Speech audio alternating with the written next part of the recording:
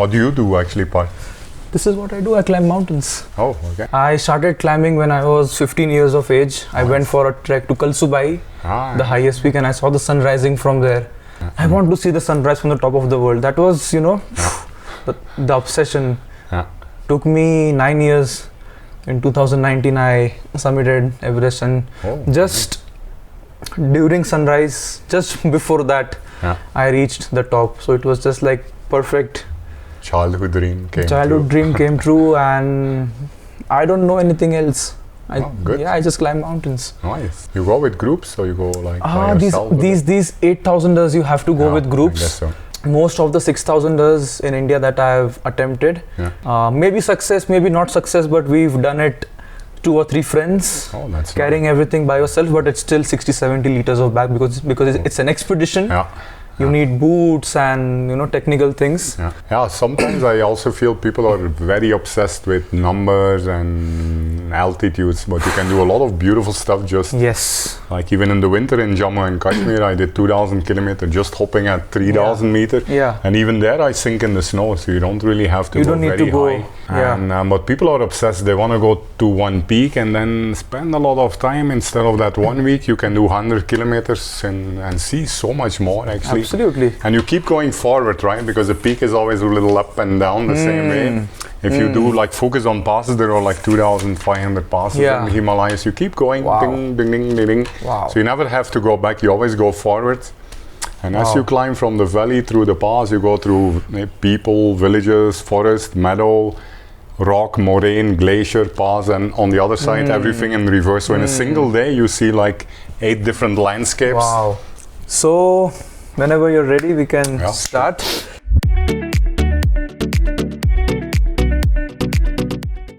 Hello and namaste to everybody. Today we have a very, very special guest with us, Peter. I first got to know about you when I attended a lecture by the Himalayan Club.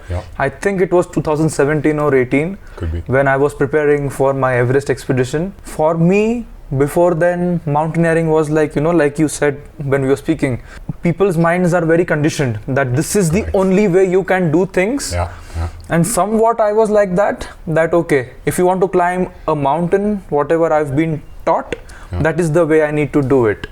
Because in India especially, they don't teach you to open up your mind, to think outside the rules. And when I saw your lecture, I was like, holy shit, people actually do this. And that's when I started reading more about you, watching your videos, and I was absolutely blown away. And since then, it was like a dream of mine to sit in front of you and have a conversation and share it with the world. So finally, it's happening. And usually I find it very hard to introduce people, but I have noted down some of the things that you have done just for people to know that what kind of things you do. So you have done the Trans Uttarakhand Winter in 2020 and 21, Trans Sahyadri in 18, 19 and 22, where you climbed over 150 forts in a single span.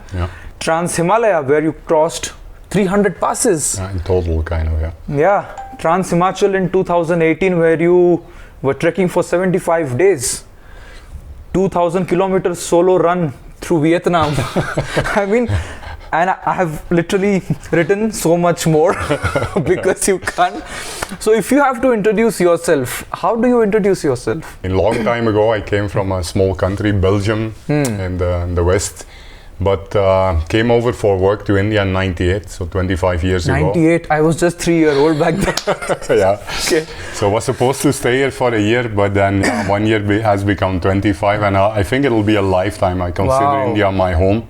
It's a beautiful place, especially the natural diversity and the Himalayas, the Western Ghats, the beaches of Goa, the deserts of Rajasthan. There's so much of diversity here.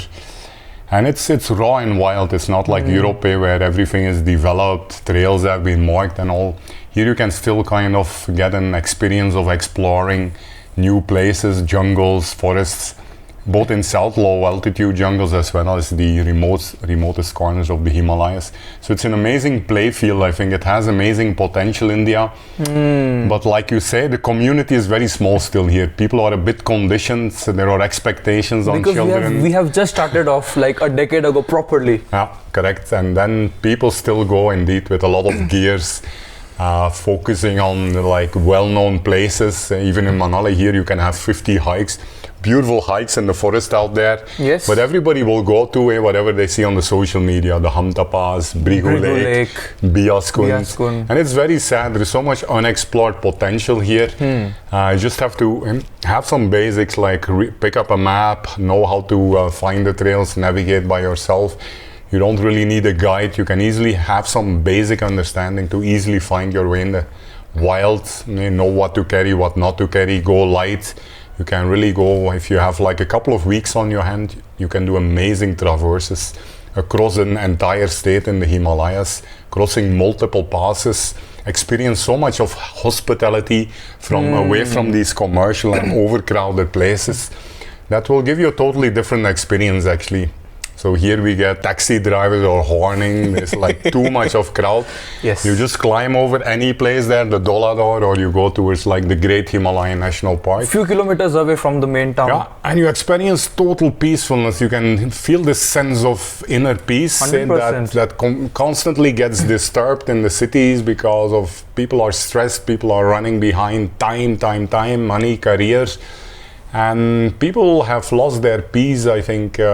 So when you then stay in these remote dwellings with shepherds, with mountain tribes, people are very simple, they don't have anything in life, but I think they are much more richer than we have so much materialistically, but we have so less in terms of internal wealth. Anything that enriches the human soul, I would say. So, beautiful. Yeah. Beautiful. So to summarize my life, I would say I spent 20 years in corporate, and then I also had a bit of a late realization, I think. But I now want to search for like meaning of life, just experience more inner peace, go to remote places. I love going solo also, or with my girlfriend. Just us and the nature, nothing else. It's amazing that the kind of people you meet, the kind of natural beauty you see away from the crowds and the pollution. It's a simple life, carry very less and maximum experience kind of. Yeah. Before we get into that, I want to understand, like you said, 20 years you were in a corporate life. Yeah. So what was that like? And you said I had a late realization. What was that realization that made you completely change your life? Yeah, so I was lucky in a way. So I was in Chennai actually. Chennai is not the best place in terms of climate and so hot and humid. You were working there? Working in Chennai, yeah, since 98 for Cisco. Developing software. I mean, one good thing is that we had a big group. I founded like a non-profit, the Chennai Trekking Club, which became like a massive organization of 40,000 people. Yes. We used to go out every weekend for an entire decade. So we could kind of balance the 5 to 9, Monday to Friday cubicle life with looking forward to the weekend always. Of course. Whenever it's Friday, jump on the train or the bus, head out to the mountains. And then after a weekend in the jungle, you really feel so refreshed, both physically and mentally, to go back. But then, after sitting 20 years in a corporate life with a lot of people around you who don't seem alive sometimes, because I think very few people are having a sense of outdoors and even being physically active. Many people are just settling and fading away in comfort, slowly dying, doing nothing. So then I realized I used to kind of use my 2-3 weeks of leave in an entire year to run like 600-700 kilometers all the way from Spiti, Shimla to Jammu and Kashmir, 50 kilometers per day, small bag, sleep wherever we get, eat food on the way. And then I thought, at the end of the 10 days running in this majestic beauty, running free, feeling good, no physical pain, just like enjoying the run. Then I was thinking, again, I have to go back for the next 6 months to this work. I really felt so depressed. And then I made a big call, like I was earning lakhs and lakhs in this company, but I thought life is not meant to be this. So then I made a big decision to quit my job in 2017, switch to a more minimalist lifestyle. And now I own my life. I have my time, 365 years in a day. I can go to the most beautiful places. You have the freedom. I have the freedom, and it's very cheap. I just spend 200 rupees per day for a little bit of food here and there. And okay, you earn a lot in the cities, but then again, you spend it on a lot of things that add no value, that don't give you back anything. So now I'm very happy just with a 5 kg bag, just walking for months and months through the mountains. So I could not imagine myself another 3 decades going back to that cubicle on Monday morning, and it's slowly killing you. The routine, the predictability, the things, the comfort also. Comfort is a killer, I would say. You really have to get out there in the wild, challenge yourself, and you feel so much more alive than slowly fading away. And comfort, sitting there, everything is available. You order Swiggy, you sit on your ass, you eat unhealthy food, yes. You switch on the AC. Only when you live in the mountains, in the wild, and when you come across some challenges, you constantly grow, you constantly enrich yourself. You're able to take some discomfort, and you become so much stronger mentally and physically. Absolutely. You know, when I was a little boy, when I used to go to the school every day, in the buses I used to go, and I used to just look at people driving, you know, big cars like Mercedes or something. I used to look at their faces, and I'm like, you have dreamed for this car maybe all your life. At least be a little smiling in the car, Exactly. So then I used to just question myself, you know, that the world, school or family or everyone is trying to put me into the same box where they are. I used to always as a child question myself, but I never knew that there is a life outside of the cities, outside of the normal education, job, marriage, kids, retirement. And repeat the cycle. I also completed my engineering, and I made a decision in my engineering college on the first lecture that shit, I've come in the wrong place. Oh, is it? That's an early realization. It was luckily, very, very lucky. And I thought that, okay, I have 4 years to complete this engineering. Let me do it, but side by side, let me figure out how I can not take up a job in a company and live a life that I want to live, which was climbing mountains. So luckily, early realization, it's, you know, I'm a very blessed person. Head start. So I want to ask you, were you always physically active, you know, in your childhood, in your growing up? How was that like? Yeah, I think I have a lot to thank to my parents because, like you say, early exposure, especially on the young brain of a child, any experience has a bigger impact than when we are 40 years old. Then it's already rusted. You already have a mindset that cannot be changed.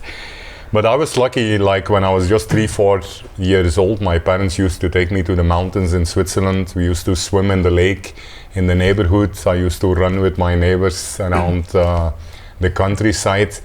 And Belgium is like a pancake, it's pretty flat. You don't have much scope for climbing peaks. Pancake.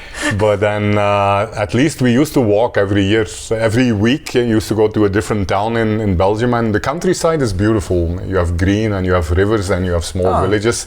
So that made a huge impact, I think. But then Belgium was always like very limited in scope. So it's only when I came to India and when I saw the Himalayas and Kamparitiba and Barabangal, then it was a mind opener. And then I just had to follow my soul, follow my passion, and then there was no limit anymore. From first it was on the bullet biking to the Himalayas in 2000. Then it was mountain biking, cycling. Then I started running in like the remote valleys, and now it's kind of straight into the forests in the unexplored routes as a lightweight hiker. Most people in India especially climb with big groups. All their comfort and convenience is carried on the backs of donkeys or yaks or, you know, porters, or porters. You do it absolutely minimalistic. As you said, 5 to 6 kg, that's all you need on your back. That includes tent, your sleeping bag, everything basically. Everything you need in the wild. Why did you choose to climb like this as opposed to climbing with a group with all the comfort and conveniences? When did this start in a way? When did you realize the beauty of this? Yeah, so I mean, a couple of things there. First of all, like you say, we're all conditioned. When we Google, when we go to the commercial groups, they will give you a whole list of things to carry, which includes a lot of comfort from the city. There's a lot of conditioning, so it's very difficult to get out of that and try to look the other way. Another thing is, like, people are a bit scared to go by themselves. They are not very familiar. The Indian Himalayas are also not mapped as well as, like, say, Europe, the European Alps, or even Nepal. Absolutely. Where you have a brimming international outdoor community. So that means that you don't have too many options. You can only go with a group where you feel safe and where they also take care of a lot of things. They cook for you, they pitch up the tent. Soup is ready by the time you reach the camp. Once you pick up a couple of basics, like you start looking at some maps, you understand topography, contours, you lose the fears, I would say, and you kind of differentiate between what we would like to carry versus what we actually need in the wild. So drop those comforts from the city and just focus on the essentials. You can really minimize your bag a lot. I mean, now it's actually 2.5 kilogram, my backpack. Very less. It's getting less every year. Half and half. Yeah, and it has everything I need, really. So with that, it's much easier, right? Because the people forget that the mountains are challenging, so it's steep. As you go to 4,000 or 5,000 meters, you get 50% of the oxygen. You can go over scree, over moraines, glaciers, snow. It's quite challenging. So if you come with like a 50-liter bag with 20 kg, you're actually fighting against the bag. You're not fighting against the mountain. So while you go with like just 2.5, 3 kilograms kg, you can actually go much more comfortable. It's just you and the mountains. Just us and the mountains. There's no big bag in between us. And that works very well because I've done a lot of mapping in the Himalayas. Like I've mapped like all human settlements, dwellings and hamlets. And there are a lot of places where you can actually like pit stops where you can pick up your food. You only 90% of these 300 traverses that I did in the Himalayas can be done in a single day. So that means you just have your breakfast, you pick up 2 samosas, you climb over a 4,000 or 5,000 meter pass, and you 20 kilometers later there is a nice hot dinner waiting for you in the next human settlement, in the last village in the valley, and you keep hopping. You optimize your food. I never carry water. I always drink from the streams. Water is very heavy. Of course. Focus a bit on lightweight gears. Just go for a basic tarpaulin sheets, more than enough. You don't need to spend 5,000 rupees on an expensive tent. Get a light kind of quilt or something. So there is various ways you can optimize your luggage and reduce that 30 kg to just 2.5 kg now, which allows you to cover a lot of distance. Actually, just give me a month and I can cover the whole Himalayas from Kashmir all the way to Nepal. So in the 5 kg backpack that you have, what are the specific things that you carry? Yeah, so the must carry, first of all, start with a small bag. You start from 25 liters, don't go more than that, don't go to 50, 60 liters, because if you take the wrong bag, you're going to end up filling it and you'll screw yourself. Start with 25 kg, so you don't have a choice. You have to fit everything in there. And what do you carry? You just carry a very lightweight shelter, a tent. Most of the time I don't use my tent because I will always end up if you go away from commercial places like Manali, Shimla, Dharamsala, you go to the lesser known places, Jammu Kashmir, Uttarakhand, 80% of the time I end up with somebody.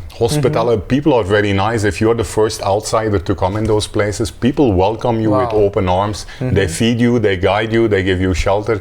In the Sahyadri, sometimes I sleep on somebody's bed. The poor guy is sleeping on the floor. It's amazing. It's so heartwarming to see how little these people have and how much they share with you. So a small shelter, just in case you need it. So is there a specific brand that makes such tents? No, it's not specific. I mean, you can, I work together with Huzefa, a very nice guy from Mumbai also, who makes these kind of lightweight gears. So he tries to design kind of super light gears. Like interesting. He has these -4 quilts, which are sleeping bags for just 650 gram. For fairly reasonable. 650 gram? Yeah. So that's better than the 3 kg bags that you rent again in the shop. Yes. So mainly tent and a sleeping bag, you can save a lot. And above that, there is nothing else, I would say. There is a mat to sleep on. There is a rain jacket, very important. You cannot get wet in the mountains. A puff jacket, or in many cases, I just use my fleece here, like a very cheap, lightweight, very comfortable fleece. And that's it, a good pair of shoes, and that's all. one single dress, dry fit shorts, dry fit t-shirt. No change of clothes, not even one. Oh, you rinse it in the stream once in a while. Himalayas, high altitude, you usually don't sweat, right? So it's much better than in sweaty tropical like south. Sahyadri, yeah. 500 grams of food maybe. You pack up some aloo parotas, which is enough. You're gonna hit another village within maximum 2 days. So you carry a couple of samosa, some peanuts, some jaggery, and that's all. Just think out of the box. Don't look too much of what's happening around you. There are so many natural shelters out there on which you can sleep safely, away from the rain, away from the wind. Absolutely. And it's extremely comfortable. I mean, going with almost like a day pack, you can go like really over long traverses. As the key is actually, it's very simple. Light equals faster speed, and faster speed also means that you're gonna get warmer because you walk at a good pace. You will generate a lot of internal body heat, so you don't need all these layers that like commercial groups which go very slow. You'll really get exposed to cold wind and weather. If you go fast, you generate a lot of natural heating that keeps you warm. Only when you reach the campsite, you just pitch up your tent and you get in your sleeping bag, and again you're pretty much okay. You are saying that we can do it minimalistic, or you know, more passes or more area within the same 1 week, basically. So as we were speaking that, you know, people come here, for example, to Manali to do one trek, for example. In 7 days time, you can do so much more. Correct. So the question that people would have is, first question, how to learn this? Because it's not that you can just decide that I want to go slow, light, and you need to know where to go. And so first, how can people get the knowledge, or I would say 99% of the knowledge that is available in India is to do a commercial trek or to do a trek in a traditional way. Correct. So expedition style. So this idea is very attractive and new. So where to learn these things, first of all? That's the first question. And second, you can answer this after. If somebody has the basic theoretical knowledge and understanding after, you know, learning, reading, speaking to people like you, should they start off by themselves or should they go with somebody else, for example, like you? So how are the first steps that people need to take? I think that's a good question indeed. How do we get away from that traditional hiking with a lot of weights in a kind of a commercial group, I mean guided group, where you actually spend quite a bit of money for a single pass. For me, usually it ends up to being 1 day, 1 pass, and that is 200 rupees per pass, not like 15,000 rupees, which I cannot imagine. I think you're going to shut down all the commercial companies eventually. No offense. I mean, I think the commercial groups do a lot of good work. Let's not deny that. Absolutely. So they take people to amazing places, to really beautiful hikes. A little bit overcrowded, obviously, because of the human headcount in India. But they really expose the people, and once you get exposed to the Himalayas, it's an addiction. You keep coming every year. So no matter how you do it, it's fine. At least those people are better than the people. At least you're going out. They're going out, which is a big thing already. Yes. But then to learn indeed, so it was definitely a challenge. Like in 2018, when I started hiking, you don't have any trails. There are very few people who blog about that. You don't have maps available. And without maps, there is no documentation. So it was also difficult for me like 5 years ago. But if you look at the current state, I mean, myself and a couple of other people, like say we have Manav, which is a famous YouTuber in Manali here, you should meet him. Then we have guys like Zishan, who is taking ownership of Kashmir. We have mapped actually the entire western Himalayas, then Uttarakhand, Ladakh, Zanskar, J&K in high detail. So what we have done until now is we mapped around 15,000 kilometers of hiking routes, some 600 hikes. Right, 600, not those 10 commercial hikes that you read on the social media, 600 hikes, many of them in beautiful places that nobody has gone. So and they access the maps? Yeah, and the way to access the map, this is called OpenStreetMaps. It's not that famous in India, but it's well used in places like Nepal, in America, and Europe, where the whole, like say, the European Alps have been mapped in a massive detail there. Here now, you can already see the western Himalayas also lightening up from Uttarakhand all the way to J&K and Ladakh. You have a beautiful network. You can actually connect the whole thing, the whole Himalayas. You don't need even transport in between. Every pass is connected to the next, to the next. So you just have to start looking at maps And then a couple of us, like say Manav, a YouTuber, and myself, I'm more into blogging and Instagram. I create a lot of content on my blog, like ultrajourneys.org, where people can go, they can either self-study. Then I also organize like an alpine boot camp twice in a year where people can come for a week and where we can really teach them in a classroom setting. So what do you teach exactly, specifically? Because even I wish to do this one day with you. This is like a 1 week program and it's in the mountain, it's in Manali because people are a bit obsessed on Manali. I try doing it at other places, same problem, people don't show up. Yes. So 1 week program, it teaches you everything you need to know how to hike independently in the Himalayas. So it talks about map reading, how to plan a traverse, how to understand the weather and the seasons, very important. That's okay in the Western Ghat, but here you need to be careful. Yes. So open street maps, how to download the maps on your phone so you don't need network, how to optimize your gears, what are really the lightweight gears required. It talks about different ways to navigate, either with maps or compass or other ways, techniques of navigating. Understanding Himalayan terrains like forest, meadows, glaciers, moraines, which are the gears required to kind of navigate these high altitude terrains. So it's basically everything, I think, which gives you the tools, theory and the classroom, and then I also send people out in the mountains to practice it. Of course. So it sticks with them. Only then it will stick into the brain.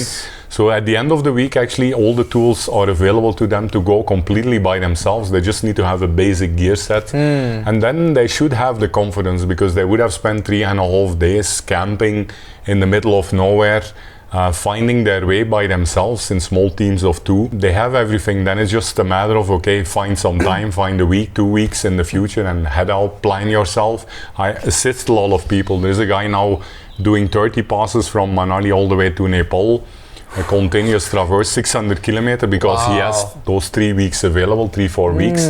Just I guide people a bit, and once they get out there, once they do this by themselves for a single week, all these fears break away, the unknowns, they learn everything, they get the confidence, and they are gone. They are like free birds. They're out of the nest. Papa and Mama bird have taught them, and they fly freely. And they live in a totally different world, right? Because they are camping, they are experiencing hospitality, they are exploring new trails with ancient survey maps. They are also contributing to the system where they map new routes in OpenStreetMap. So it becomes like a self-sustained community, independent hiking community. Very nice, very nice. And you know, it's very interesting timing for me and you to meet right now. I'll tell you why. I've been doing mountaineering since 2015. The focus was always 8,000ers. I went on 3 8,000 meter expeditions. It was beautiful, okay? I mean, to be up there where only a handful of people have been. Everest, more handful. Bigger hand, Big I've seen the people on the rope, 200 people. But luckily I climbed Everest from the Chinese side, from Tibet. Okay. So no crowd, just the way I wanted Everest to be. That's better. No crowd, just me, my guide maybe, and the mountain. Nice. And Jumar. And I've been doing this back to back, and recently, spring 2023 mountaineering season. I'm sure you are following what's happening, the rescues and deaths and accidents. It's a drama, okay? I'm not shy to say that it's a drama, it's an unnecessary circus. All the disasters were completely avoidable. When I see this, people taking 8,000ers so lightly like a joke, and when things happen, you know, somewhere me and a lot of other mountaineers of my generation who, you know, we started together and we climbed many peaks together. All of us now, in the last few weeks, we were speaking and we are like, we don't feel like climbing 8,000ers anymore.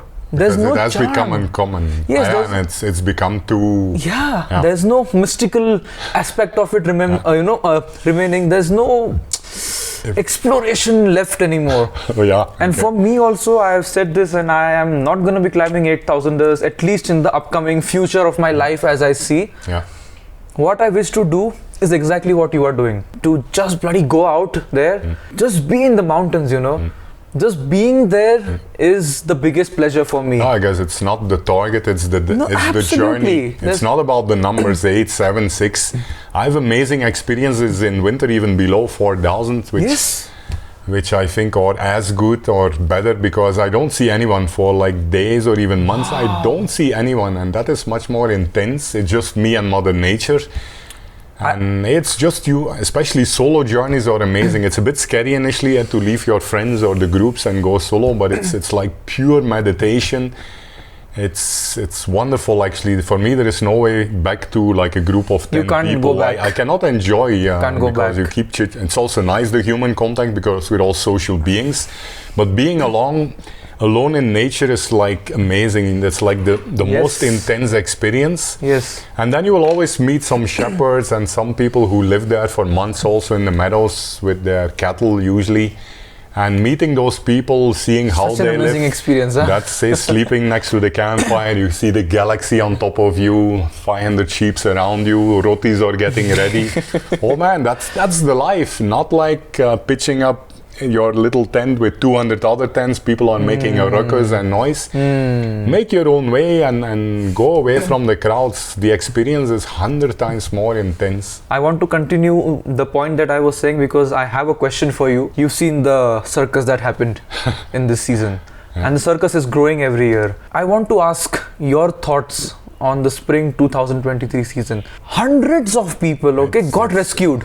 It's an obsession actually. Everybody wants to go to Everest, but people are asking me all the time, when are you going to Everest? Yes. That would be the last place on earth I want to go to. Because I don't care whether I would take much more pleasure doing something, a peak where nobody has gone to, maybe 7,000 meters, rather than standing in a queue there on a rope. I mean, where is the point? I mean, where are we heading, right? That's the thing. So I think people are too obsessed with the longest, the deepest, the highest. They want something, and hey, what's your objective? Do you just want to show on the social media this number and this height? I think the end of the point here should be that you should feel satisfied. You should experience some peace and some kind of peacefulness, and the journey itself should be a pleasure. It should not be about, I'm gonna do so many this, or I'm gonna climb this height, or do so many 8,000ers in 1 month or so. I think then you're losing track. After I lost my watch, actually, my running watch is also about speed and numbers and what are my Strava followers gonna say. Brother, high five to that. I gave up my watch failed somewhere on a 600 kilometer run in the Himalayas, and the next couple of years I was totally free. There was no pressure on me. No numbers. Yeah, exactly. Forget about the numbers, and you will immediately sense that peace inside. Like, yes, I don't care where I reach. I don't know where I'm gonna reach. Maybe I'll reach in the village. Maybe I'll camp in a forest. Maybe I'll have rotis with a shepherd. It doesn't matter. I just wanna enjoy morning till evening. Have a lot of experiences, go comfortably, go light, focus on the basics, and that is, I don't need to prove myself to my followers, right, on Instagram. Yes. I just want to be at peace, and I share on Instagram because I want to share and educate. And yes. Hey, look guys, this is how it's done, and you can also do, but I don't look at comments, I don't look at likes. I want to share my journey because I like to blog, I like to shoot. But that's it.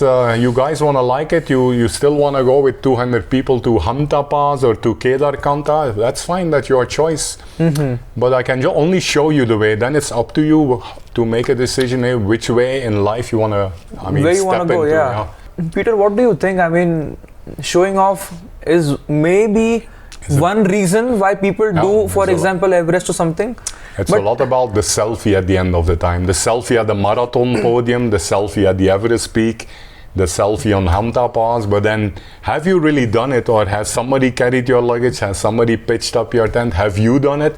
Or is it... So I think there's a lot of more satisfaction to plan the journey, to carry your own tent, to cook your own fight.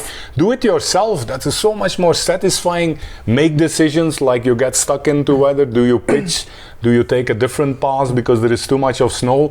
So there is constant decision making involved in doing something yourself, taking care of all the logistics. So after 1 month of doing 1,000 kilometer hours, I've experienced so many things. I've made so many decisions that you become like you can see the light. Actually, you have your mind is opened by so many adversaries and challenges and decisions that you will never get with a commercial group, right? Because everything is planned for you. You just have to walk the rope or walk the trail. The soup is ready, the tent is ready. What do you learn there? I mean, I think, you're not growing anywhere, right? The only thing that you take home is the selfie, that's all. Do you want the selfie? Do you want likes on the selfie? Or do you want to learn something? Do you want to experience something new? Do you want to get satisfaction of planning a 1 month traverse over 30 passes? There is so much of satisfaction in that. And I think the real learning, the real pushing outside the comfort zone happens when you have trekked for 4 or 5 hours. Then you pitch the tent. Then you make that goddamn soup. Yeah. I think in that pitching of the tent and making of the soup, that is when you are expanding your comfort zone and learning something absolutely new about yourself. Correct. That you are capable of trekking, plus you can, do this. You find water in the hills to drink, you find water to camp, you find a suitable campsite where nobody else has camped. You plan how many days this is gonna take. Okay, so I have to pack up 1 day of food or 2 days of food before I meet the next human settlement. So there is so much of constant decision making and learnings. Every time you come across the sellings, you actually grow as a human being. So as long as you're sitting in comfort, either in a group or in the city or in your cubicle, you can never grow in life. Because your only target is actually to acquire stuff, more materialistic stuff, more money, build another house. What are you going to do? Life is very short. We're living in a beautiful planet and you're just wasting your time pursuing the wrong thing in life. But Peter, we are seeking something in the mountains. They are seeking something in money. And so what is that we are seeking in your experience? What is that they are seeking in money, we are seeking in mountains? Very less. I mean, if I see somebody in a Mercedes-Benz, as you say, what I see usually is like a very sad phase, a long phase in that.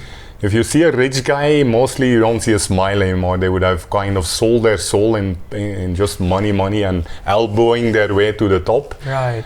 So what I seek is very simple. I'm very happy with just one dress for the next 6 months. It will all be torn open, just 2 kg on my back. And I have nothing. I just have enough food to reach the next village where I can again have a couple of samosas or 2 Maggies with some eggs. And what I need at this stage in life is just peace, inner peace.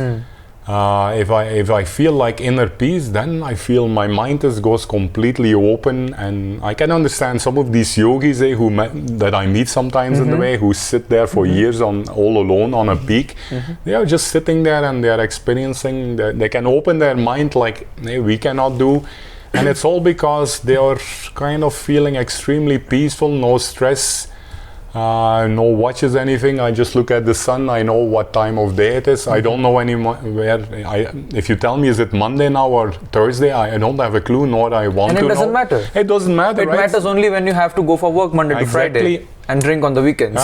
Exactly. So I just want to know, okay, it's around 4 o'clock, so let me look for a campsite, pitch up my tent, sleep. I have a wonderful sleep. I drink natural fresh water from the stream. I breathe fresh air. And I feel on the top of my health actually in the mountains. I'm not like in a polluted, suffocating. The air you breathe in the metros, the water you taste is that. The people you see around you are like just zombies, stress. Yes, And so true. Whoa. So true. So here you stay with a shepherd, and these guys are sitting there for 5 months, grazing their meadow, and their herds in the meadows, and they are smoking a bidi or a hookah pipe. They are so alive. And they are so alive, they're fresh, they're like 50, 60 years old, and they walk faster than I can. I'm an ultra runner, I cannot follow a 60-year-old guy who has been living in the mountains. Absolutely. Because they are like at a different level.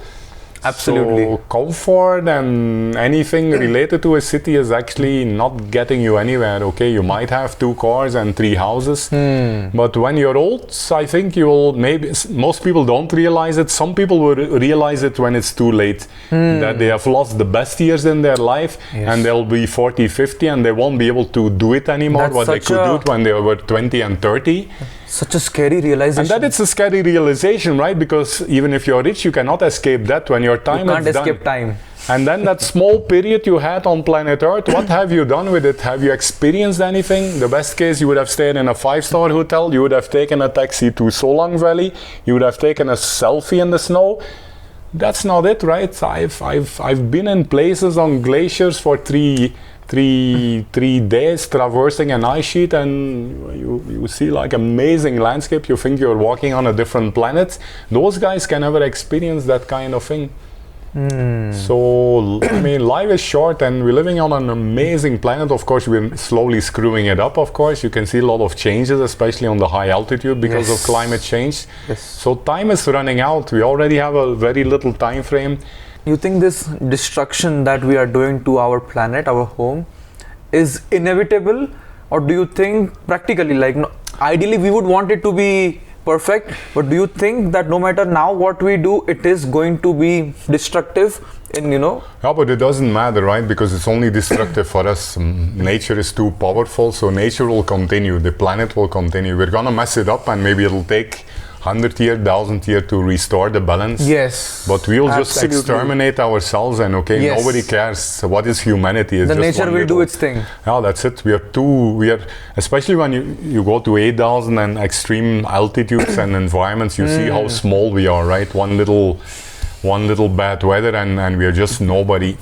So whatever we are doing, I don't think humanity is too stubborn. We'll not learn. We're gonna hit the wall. And some bad things are gonna happen, but it won't make a difference for the planet. The planet will keep spinning. Yeah, like for example, during the COVID lockdown, in just 2 months when the people were locked down in their wild animals were coming in the cities. Everything was okay in just 2 months, okay? Yeah, you could see the snow peaks from the plains. Yes, yes. I know. And in the seas of Mumbai, which is so dirty, the dolphins came to the shore. Look at that. In just 2 months, okay? Just imagine if humanity disappears, it'll be amazing. The planet can thrive again, and the animals can thrive again. So even though we're the most intelligent species and it took like 4.6 billion years to come to this state. Oh, and now look what we are doing. Now it's like... Are we the most intelligent? Yeah. I don't know. I guess scientifically, yes. Yeah, scientifically, yes. I think there is something in human beings that is really self-destructive, one. And we also have this tendency to be never happy, right? We always want more and more and more power. So somewhere there is some kind of DNA sequence, I think, which is... No, but I'll tell you, this is something that I have questioned a lot. I don't like to read books. I don't like to listen to podcasts. So I make podcasts, but I don't like to listen because, okay, if I want to learn climbing, I will listen, I will read, I will learn from somebody. But if I have to learn about life, if I listen to somebody, they will be speaking about their realizations. It is not my realization. You need to realize everything. You need to experience everything yourself. Then you can make a call. Absolutely. And that happens with questioning. That starts with questioning. So I always question why human beings, as you said, the most evolved species on the planet are doing such stupid things. You've seen more life than me. I might be wrong, but this is my realization, that we are looking for the ultimate freedom. People can call it enlightenment or God or nirvana, different words, same freedom that every life seeks.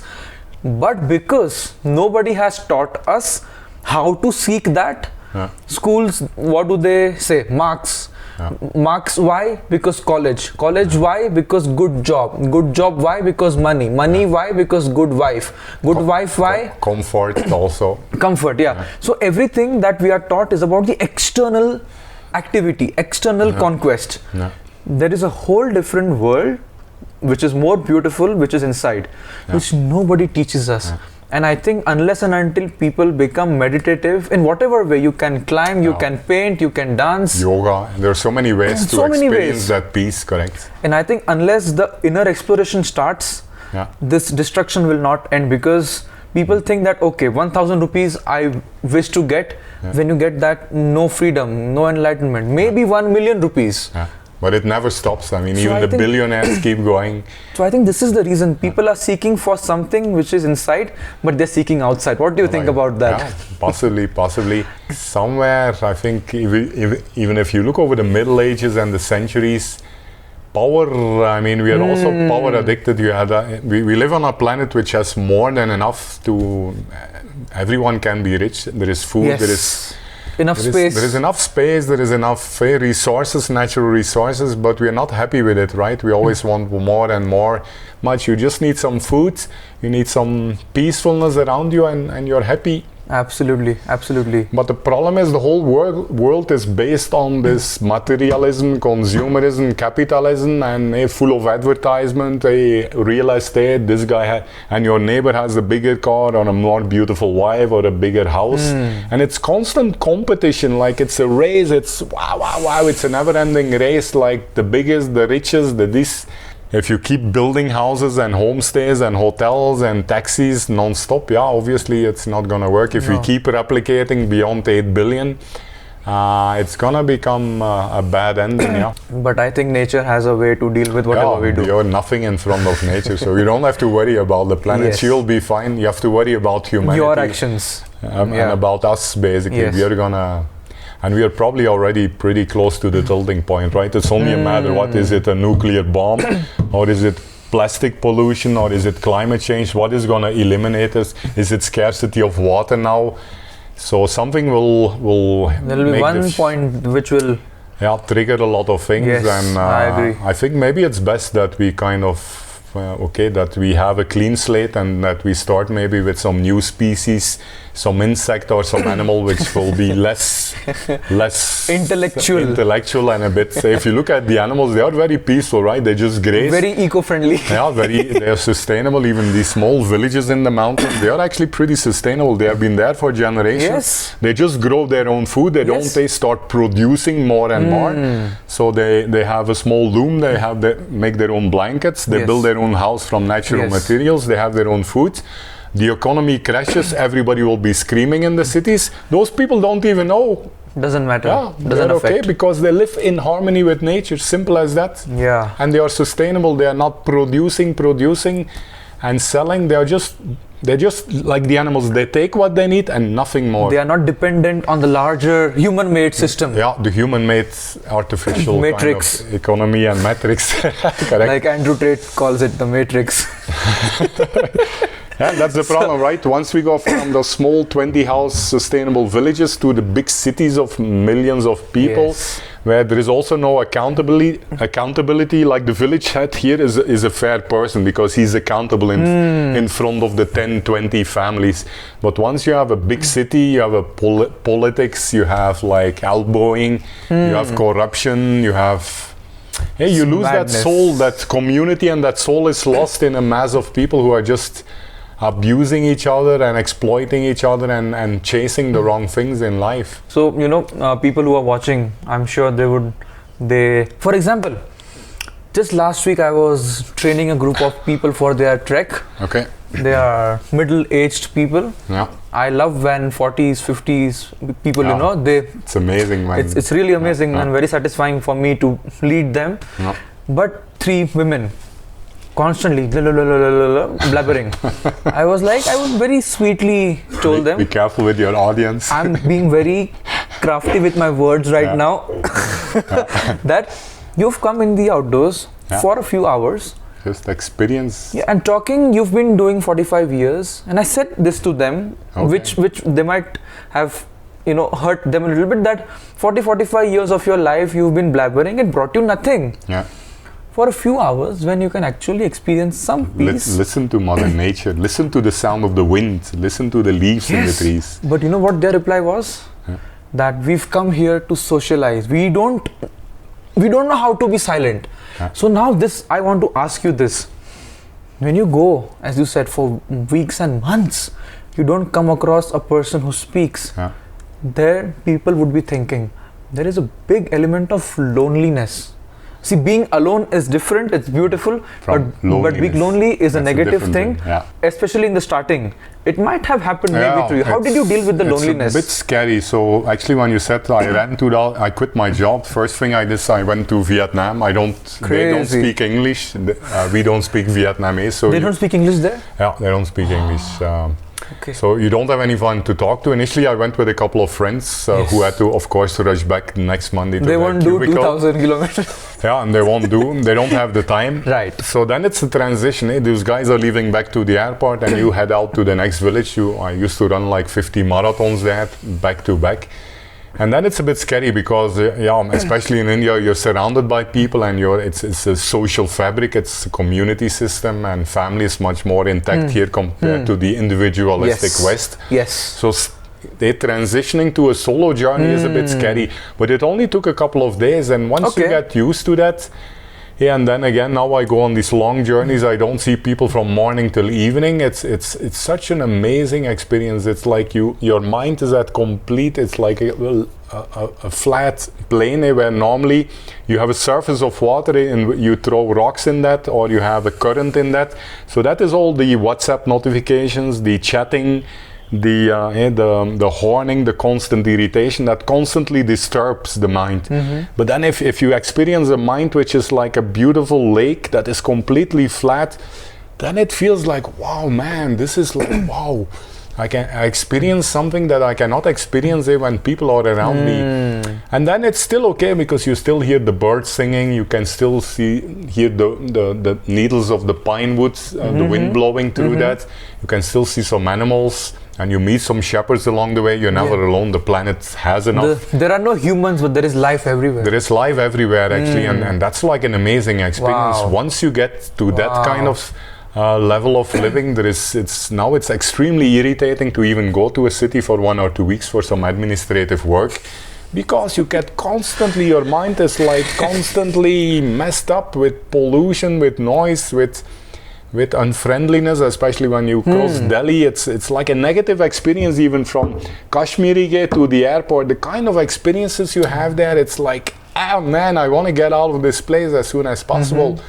And there is no loneliness, I would say. It's pure meditation. It's pure like living at a different vibe, at a different level. Now I will ask you a question which people in their mind would have at this point. I'm sure I know my audience, and I know general people, I have a job, I have a wife, I have a family. Question that people would ask is, if I am married, if I have responsibilities, and if I'm emotionally very connected to the people in my home, how will I deal with loneliness when I go for solo treks, if they ever go? Impact on you or impact on them? Impact on them. Like, for example, I can ask a question for me. If I go on an expedition or a trek alone, how do I not worry about my wife? How do I avoid that feeling of, it's very hard to say, when you miss somebody, and there is somebody for everybody, So how do I deal with that? Missing the relationships when you go out, or the love and all. Yes. Yeah, I mean, first of all, I feel that any healthy relationships should have some space inside it. If you cannot be separated if you have to be like 24 hours together, if you cannot give the other person space for their passion or what they feel so alive, then you're in the wrong relationship. Right. If you're in a relationship with a like-minded person who shares the same, like I have a girlfriend who also loves the mountains, who loves swimming in the seas, then it's actually perfect, because then you can do the journey together, which is even better than That's a different solo. thing. If you can do it together, you are a lucky man. Yeah, but of course that's not always there, and women sometimes have a bit of a more different priorities than men in life. Of course. But I think you need to give this space, say, to your son, to your daughter, to your spouse, to your brother, whatever the person that you live together with. You should be able to give a space. If you cannot give a space for 1 or 2 weeks, then it's a bit suffocating, right? And then it's too stressful if you constantly have to worry, I have to drop a message. There were guys in my boot camp who mom is calling like 3 times a day. Where are you? Are you safe? It's a little bit overdoing. Give a little bit. You can only grow when you get some space, right? So I know India is very strong in terms of family and all. That's the thing. But you need to let your children grow. If you don't let the bird fly out of the nest, the bird is not going to learn anything, right? And it can never experience. If you define the life of your children, if they are even after marriage, they even have to stay at home eating the same stuff. I mean, they cannot grow, right? At least, I'm not saying India has a lot of positivity with the social fabric and the community here, which we lost in the West, being more individualistic. But one thing about the West, where people grow up very soon, is because we let them go, we let them fall, they learn. But do you think it's a good thing at an early age, 16, 17, 18, when you let a young person go. Do you think it's a good thing? Yeah, of course. Let them go can mean different ways, right? When we camped in the Halindi Nala on the other side there, I met 25 kids in a summer camp. Okay. Perfect experience, right? They are away 1 week from home. They learn rock climbing. Like that, yes. They're pitching up. Let them go at least. Give them a little bit of exposure. Yes. And they are safe there, right? They're with 20 kids. They're with a responsible group. Yes. 100%. But I think you need to give your children an experience. Yes. You take them to an open. You let them swim. You let them hike. You let them cycle. Expose them and let them choose what they want to do with their life. Don't plan their life for them. They want to get married, okay. They don't want to get married, give them time. That's important. I think every soul is born with he can make or she can make the choices in his or her life. You don't have to plan the entire timeline for a person, because what is left then? I mean, if you have to get married at this age, then they are expecting you to have kids. I think life is very short, right? Maybe before marriage, or if you find the right partner after marriage, let people live life for a little bit before you expect them after college to go for the job, go to the US, that. Everybody goes to the US in search for money. I think I'm going in the opposite direction. I go from the West, finding something here which is definitely not money. So what is it about India? I mean, you've traveled to a lot of places. What is it about India? I love India because it's still raw. It's not as regulated and as overdeveloped as the West. I think in the West, people have lost a lot. They have 2 cars, they have a big house, they have money, they have a lot of comfort. But I think internally, many of them are dead. Here I experience a lot of energy, a lot of kind of rawness and wildness. It's a little chaotic India compared to the West, and a little maybe dirty sometimes. Forget about dirt, I don't have an issue with that. But it's a little wild and chaotic, but I think it's nice, it's free and it's wild, and a lot of youngsters here. So I really feel stuff. I feel alive here, which I don't feel when I go to my hometown. It's so perfect. So perfect. Yeah, it's so perfect and it's so dull and it's and you can see, just look at the faces of the people. That says enough. But hey, that's happening in the cities also here now, because we want to be West. You know, everybody is following the West. Why? You have a lot of positive things in India that you're ignoring. The West is following East now. People come here for certain things. Many people come here to, if you look at the foreigners in Kasol, Parvati, Great Himalayan National Park, they come here because they're looking for some peace. Some people do yoga. Some people, of course, smoke weed. So I'm not aligned with those kind of guys. Okay, everyone there. Usually you see a lot of people in the cafe, but then as soon as you hit the trail, you don't see anyone, which is a bit sad. I think it's also a good thing in your life to challenge yourself, do some endurance, go out, push the limits.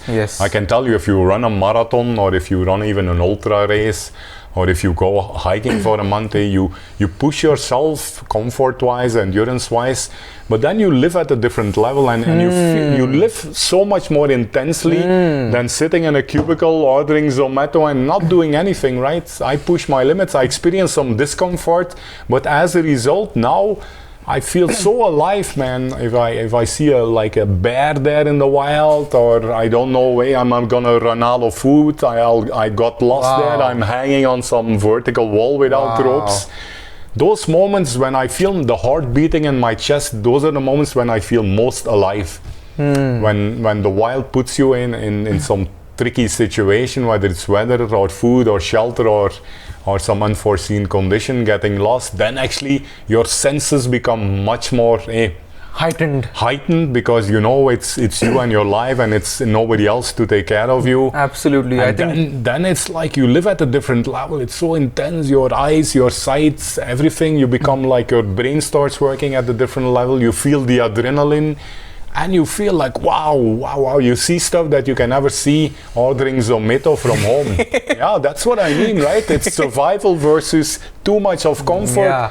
And you're just killing yourself unless you challenge. I think now there's so much of medical and scientific progress, and water is available, food is available. But people in the wild, when they had to survive, when they had to run after their food, when they had to search for water, when they had to migrate because of the seasons, those people are much more healthier because they're constantly challenging themselves. And you know, I so many times, I'm sure you also, a lot of young people, I don't know for what reason, they look up to me as somebody whose life is perfect. Internally I am satisfied, absolutely is perfect within me. They have this illusion about me somehow. So they ask me that I'm depressed, I'm stressed. Okay. If you give me 6 months, set a goal of, for example, getting a six-pack.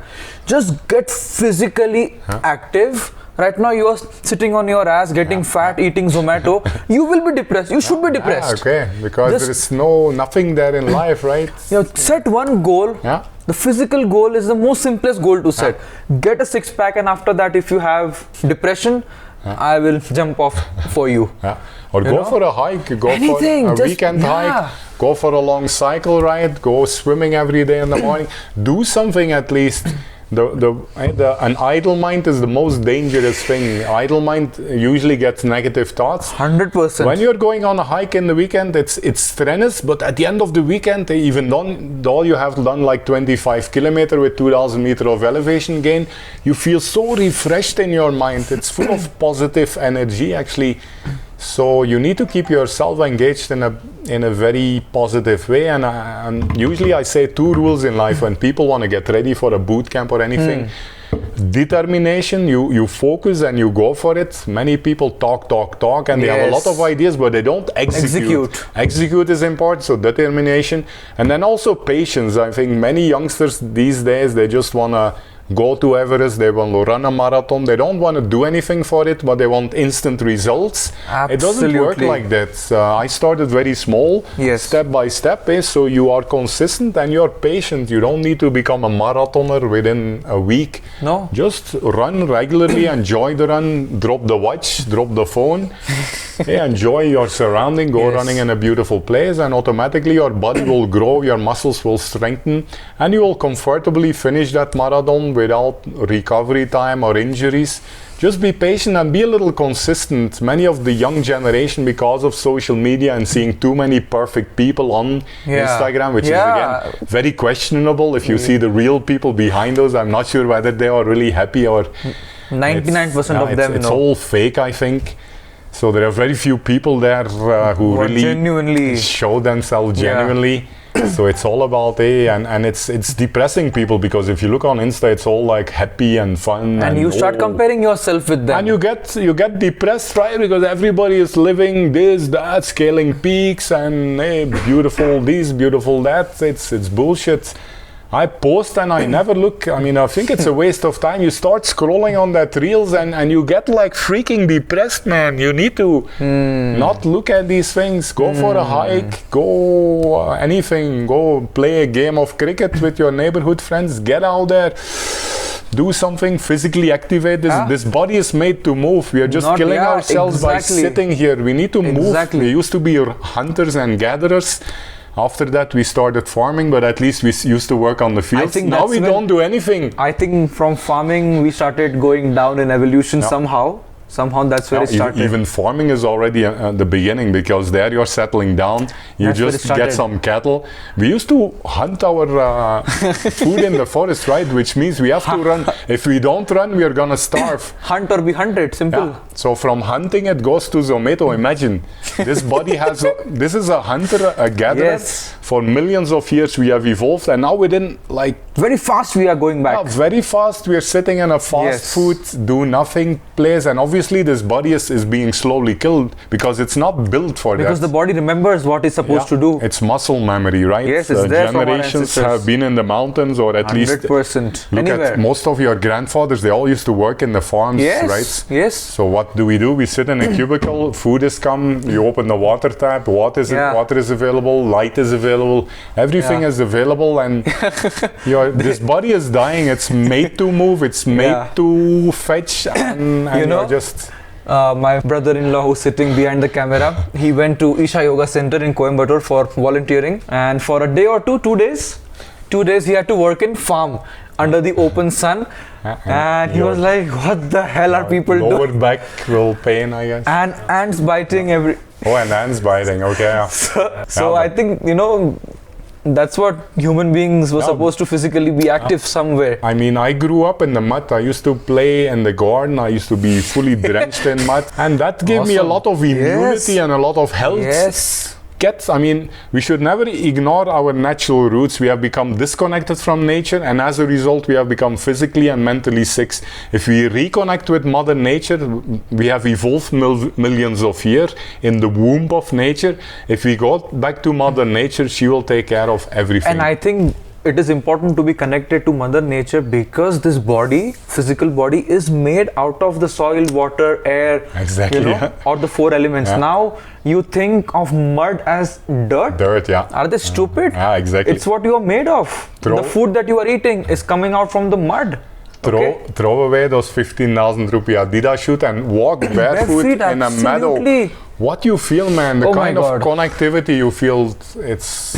all my clients who I train, if we are training in the park or in the gym, wherever, the first thing I tell them, I don't want to see shoes on your feet. Yeah, exactly. Just remove your shoes and just train like that. They're like, injury? I'm like, nothing will happen. Your feet is intelligent enough to take every kind of body load. I have 2-3 more questions for you. Shoot. Some specific questions. Before I get into a specific question, there is in general question which I want to ask. Like, you've done so many crazy things. Like, the list goes on, and even at the end of the list there is so much more to be. So I'm sure you would have encountered some situations where you might have thought that maybe this will not end good for me.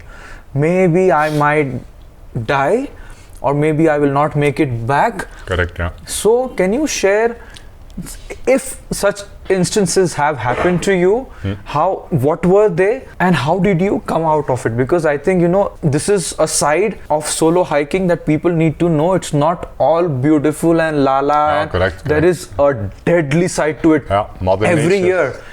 Every year we see solo hikers dying, so it is not something to be taken lightly. Correct. So can you share a bit of a light on this? Mostly you do a Q&A and first question is wildlife. What about leopards? What about bears? And yes. You don't have to go in the wild. You just go in the homestay here in the winter. Yes. Puppies are taken away by leopards and stuff. Absolutely.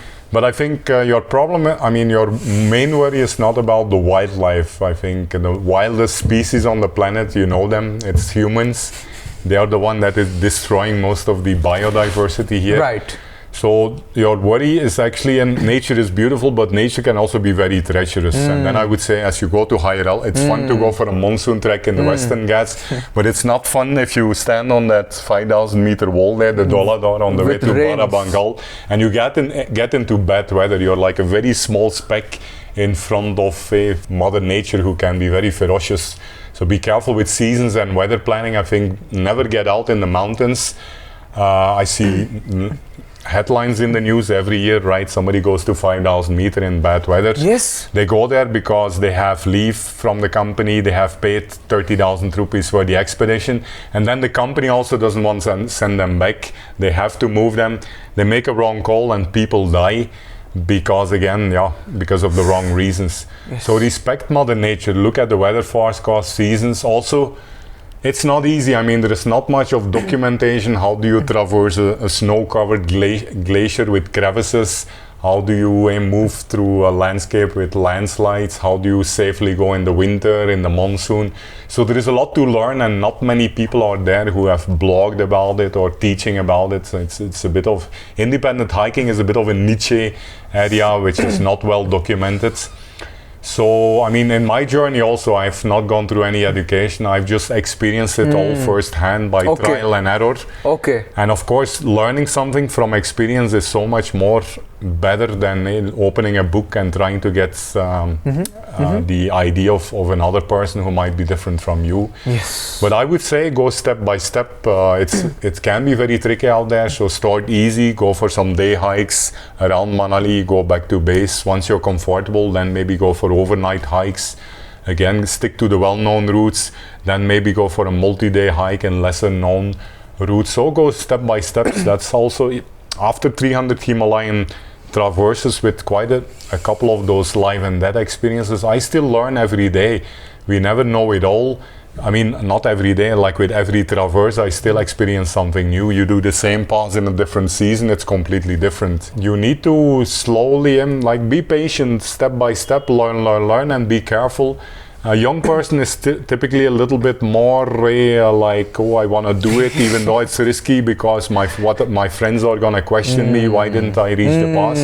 But with age, with experience, you become calmer and you can evaluate the equation much better. Like I hiked for 5 days, the pass is just 200 meters away. But is it safe? I know there's a lot of pressure on me to make it, but sometimes you say, is it really worth it? I can make it, but 50% I might fall down because of rock fall in a stream there and I might die. Is it really worth it? Did I come here for the pass or the peak, or did I come here for the journey? It's a little painful to go back to sometimes to retrace your steps, but once you have that maturity and experience, it's much easier to push away the pride and the destination and just be okay. It's not gonna be worth it, it's too much risk. Let's just take another route, or let's just pitch up the tent, wait for the weather to come better. And so I think it's a lot to do with experience and maturity to kind of be much safer. You cannot teach safety in the books. You need to go out there, and with every hike you do, you become more experienced. And you have to go through shit. Yeah, you have to go through indeed shit to assess it much 100%. Better. Correct? In India, the rescue and the search system is not so Zippo. It's not like Nepal or say where you can call the chopper. Like if something happens in India, what are the ways to activate a rescue or get in?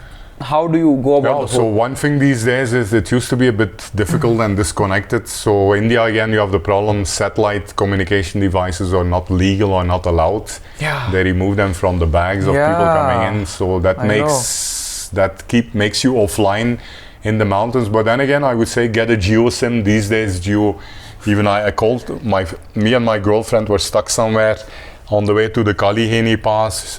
We got stuck for 4 days. Too much of UV exposure in the lights, so she couldn't see anymore. And once you get blinded there, it's difficult. So we are slowly, we're sitting there waiting for the vision to come back. It's not a permanent problem.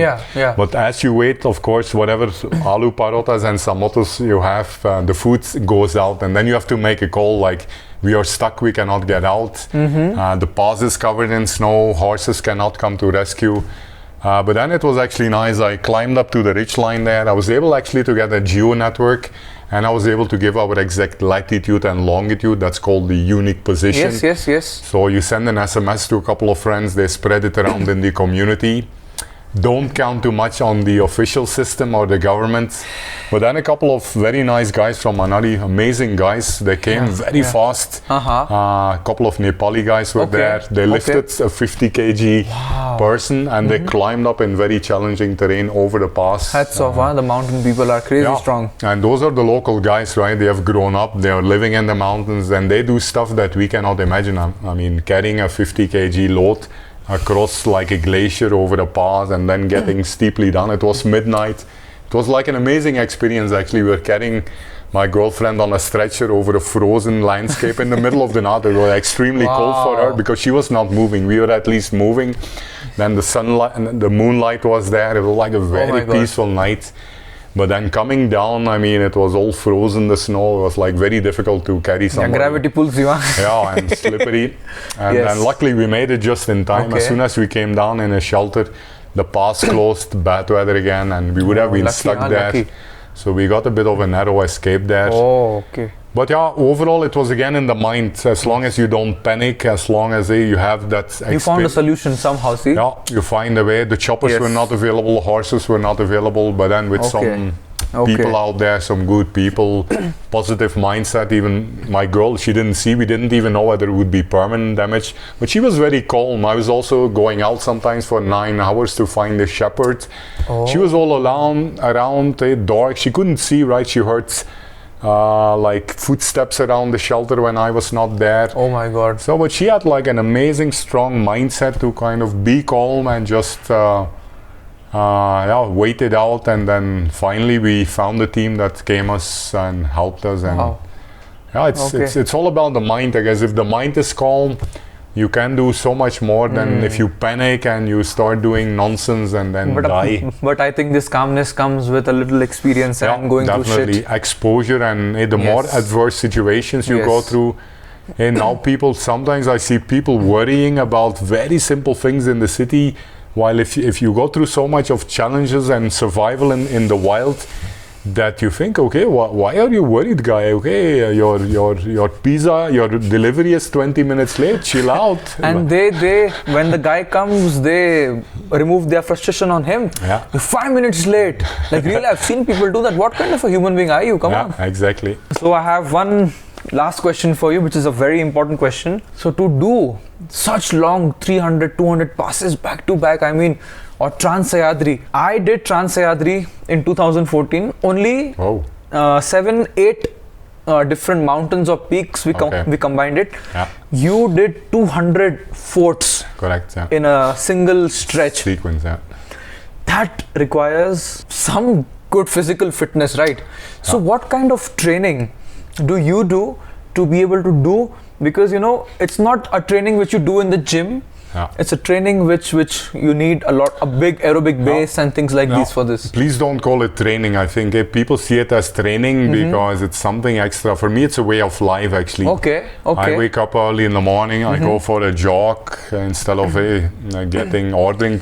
Don't order Zomato. Please go out at least to the restaurant. That's the only thing left in the city. At least you can walk to the restaurant and come back. And while you walk, you can see the trees and the birds at least, and you can sit in a restaurant there. You can be away from the computer.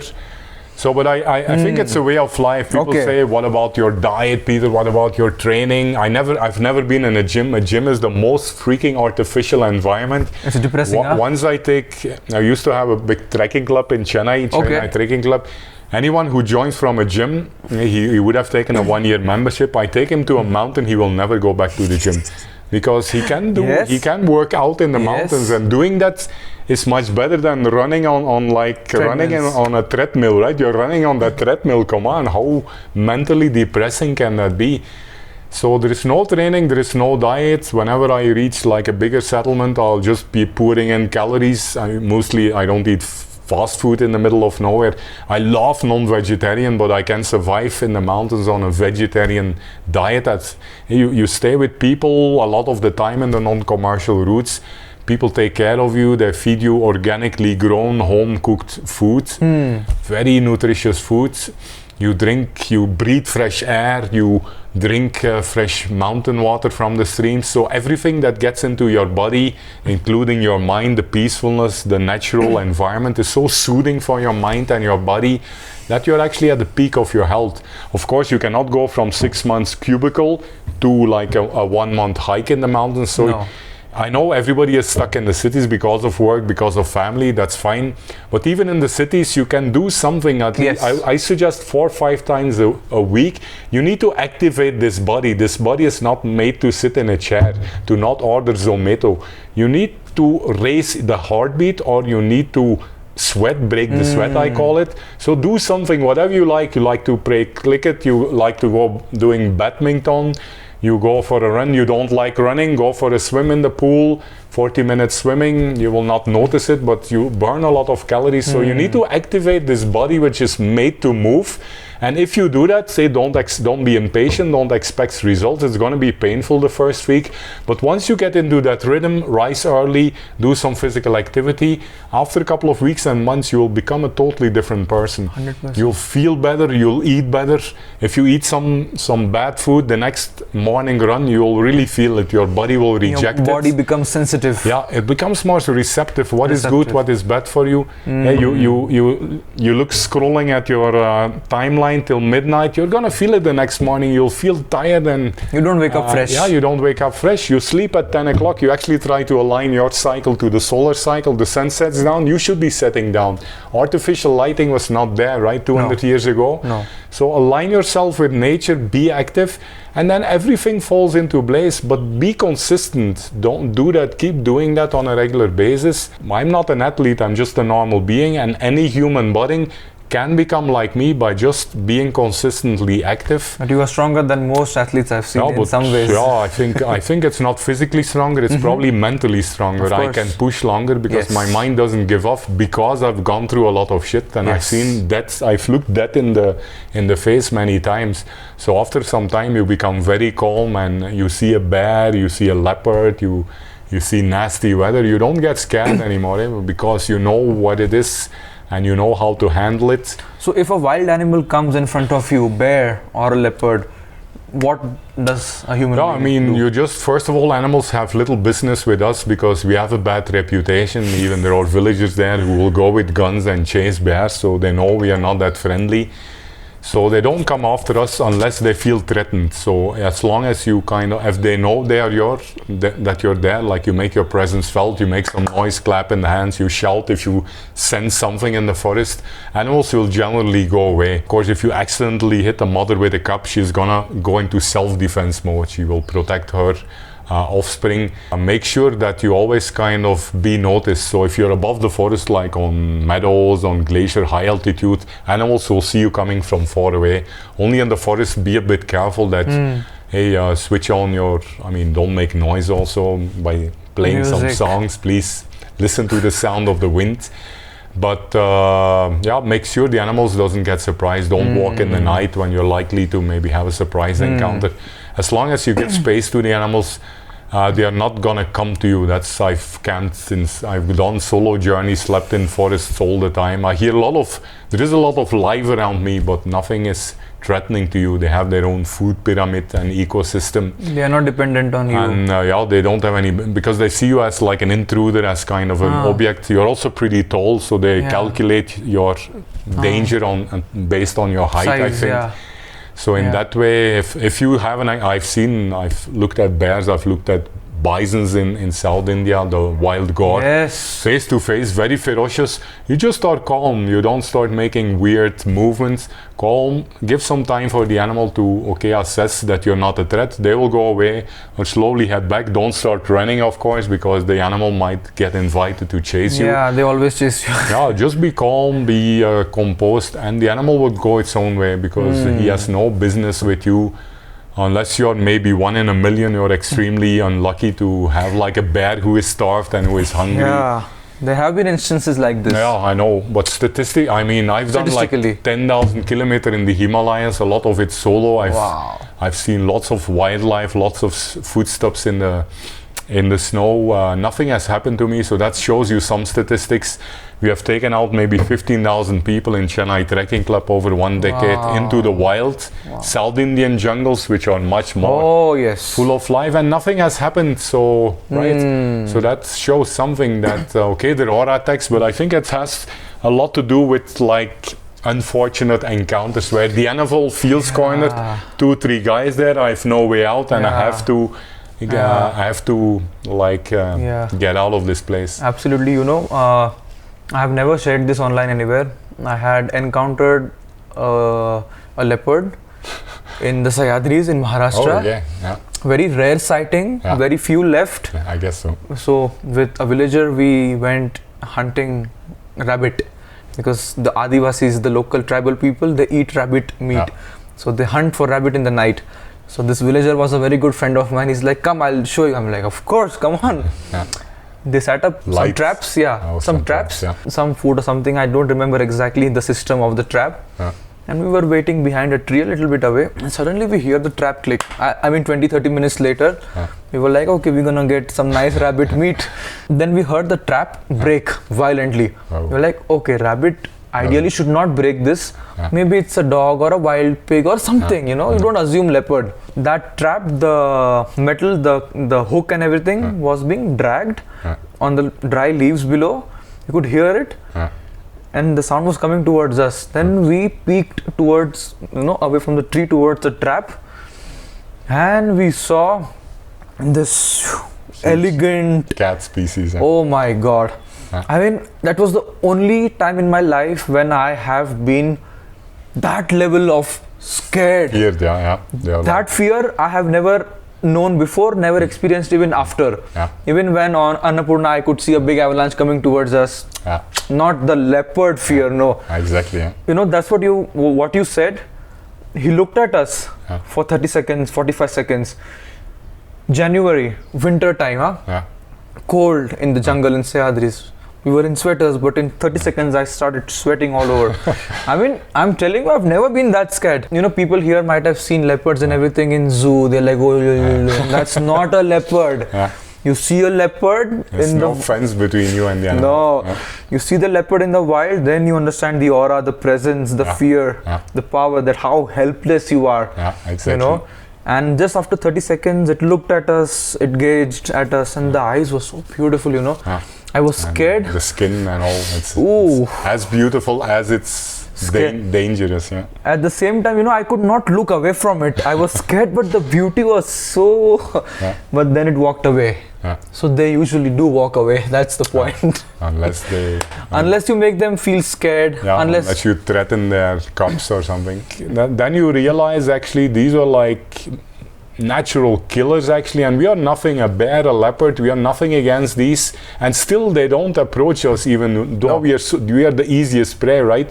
Yeah, we are. There is a book there, a famous book, the Manhunters of Kumaon, I think. Okay. With the tigers. There used to be in 19th century a British guy who used to hunt tigers in east of Uttarakhand.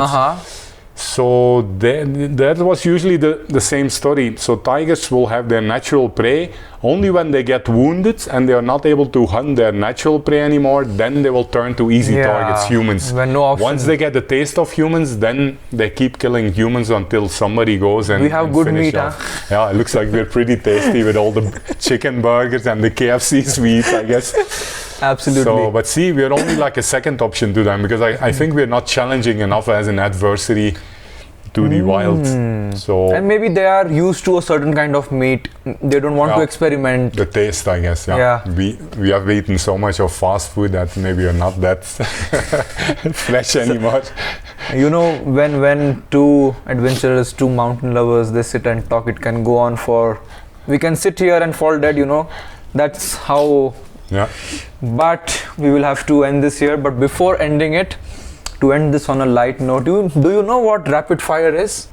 Machine gun or something? Rapid fire questions. Oh, like that, yeah. Quick questions, quick answers. Okay? Some light. Give it a shot. Yeah. So, you know, these are questions we've made to understand the people on the podcast a little bit deeper. Okay. You know, away from their sport, their craft. At the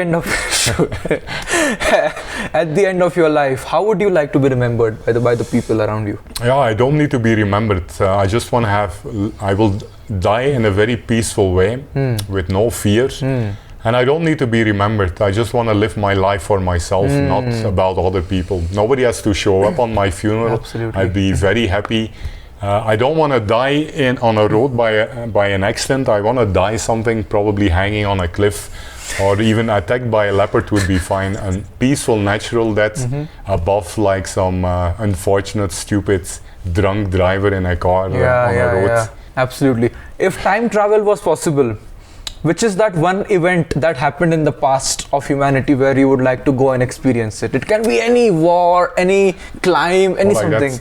Like short term, I would say I would go back to I would quit my job earlier. That would be the short term answer. The long term answer, yeah, definitely. I want to get away from the 21st century, and I would love to live like I would love to come back like 200 years back in Manali, when Manali was just a couple of huts, and when it would be much more raw and wild. Actually, now it's like 2,000 homestays and a lot of annoying taxis and tourism.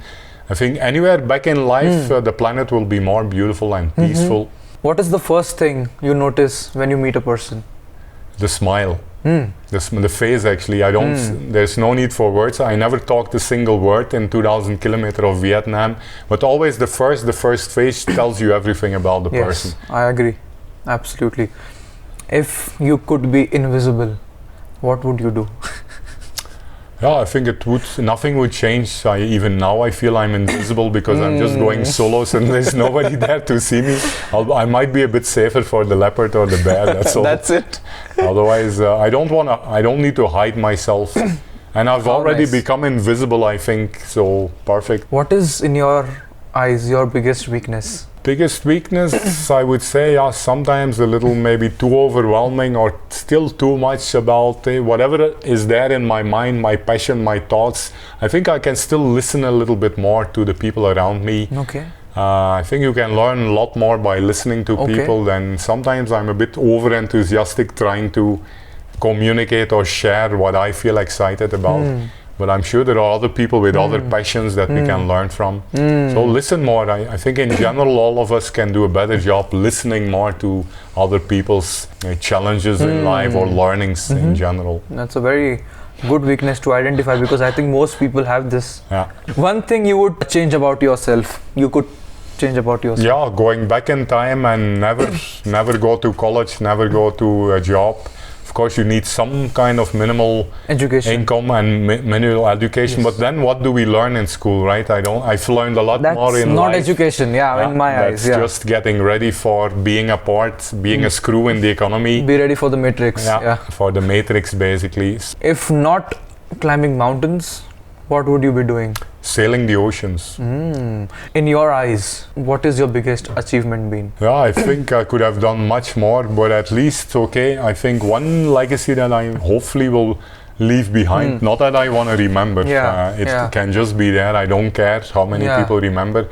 But I've done, especially in the lockdown, I've done a lot of detailed mapping of the Himalayas, 2,000 square kilometer. I've planned a lot of routes. I've left behind a lot of material educational content.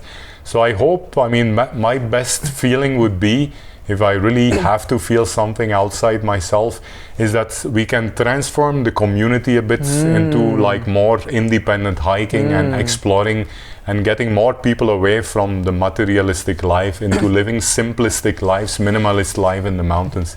That would give me probably that I might turn in my grave if I see, a couple of hundred guys at least read the blog and also kind of try to follow my footsteps into... I would recommend you one thing, mapping that you've done, you should make a book out of it, a physical book. People keep asking about the book. You should really. That will be, something which, for example, I stay in the Sahyadris below Matheran, the foothills near Karjat. I stay there. So there is a book where somebody has explored all 65 routes to Matheran. They've made it with maps and village names and contact numbers and everything. So I think something like that would be a game changer in a movie made on your life. Who should play your role? Which actor? I'm not much of a movie guy. But even if you don't watch movies, there will be some actor. A simple boy somewhere who grew up I also grew up in a very small village. I used to get dirty. I used to dig tunnels under the ground, build tree houses in the trees on my garden. Crazy. So a simple boy. I would recommend somebody with not too much of attitude or too aura around it. Very simple, very plain. Okay. Do you know Shah Rukh Khan? How about Shah Rukh Khan playing your... Bollywood actors, that's a different thing. But I actually know a couple of actors even in Tamil Nadu. Some guys actually used to come to some of our events. They used to be pretty plain toward people. Yes. Also doing some swimming and some running. But of course there is so much of pressure on them and they have to show that image, right? Yeah, absolutely. But they're also human beings actually. They're also nice beings. It's just that they have to put up a bit of a facade. What is your favorite food? Food it's not about the food, it's about what happened before the food. If you're crossing a glacier and you haven't seen anyone, you have gone through a very intense traverse in the Himalayas, you're hungry, you're starved, you're running out of food, then no matter what you get in that village or the next that becomes the favorite food. Even if it's water and rusk, it'll be so even if it's a stupid Maggie without anything, it'll be 100 times more tasty than a 5-course meal in the restaurant. But you don't have a preference preference, anything natural. I'm a bit of I still go for a pasta and a pizza because it's available here. But any good local food, a meal with your host in a small dwelling or with a shepherd making rotis on the fire, thick rotis with nice sabji, putting lots of ghee on the sabji. It's more about the experience. I'm sitting in the middle of nowhere looking at the galaxy, feeling a small connection, primal connection with the stars up there, seeing the campfire, experiencing the peace, hearing a little bit of stream there. That'll be a place where I enjoy a simple plate of rotis much more than sitting in some fancy 5-star hotel. Which is your favorite adventurer?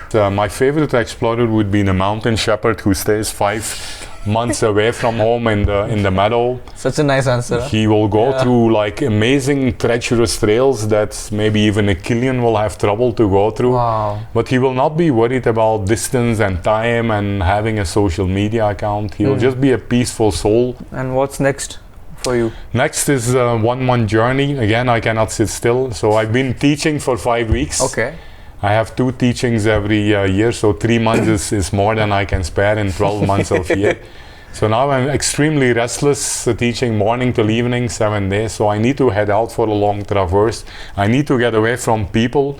I'm gonna go with my girlfriend, which is a good thing. At least somebody is there.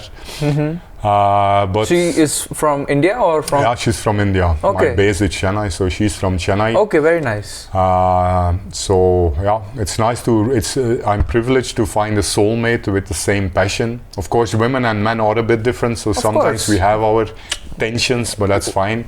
Sometimes she makes me shout and push me behind the limit, but that's a different type of limit than a relationship limit. Of course. But it's nice. I mean, she keeps saying life is much more complete with her because we have that indeed feeling more complete with a partner of the opposite sex. So are you planning to get married or? Yeah, we'll get married eventually and we'll probably live a non-traditional life. We're not going to settle down in a city for a normal life. We'll probably become nomads. Even the kids that we have will probably follow us in the trails and live we'll plan to travel the planet and to live a simple life. And so the next journey is to get out there, because last 6 months have been challenging with some responsibilities again, city, societal responsibilities. It has been a bit frustrating. So I want to break free, I want to disconnect with everything, and I'm heading back to where I came from, to the place where I was born, Mother Nature. Okay.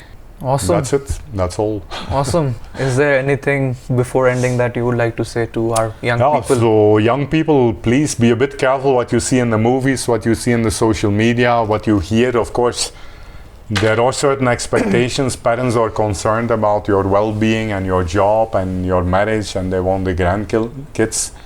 But I tell you, life is short, guys. I'm 52. I still feel like a young person. And I still kill a lot of these guys who are all of my age, who come with me, who don't sustain very long.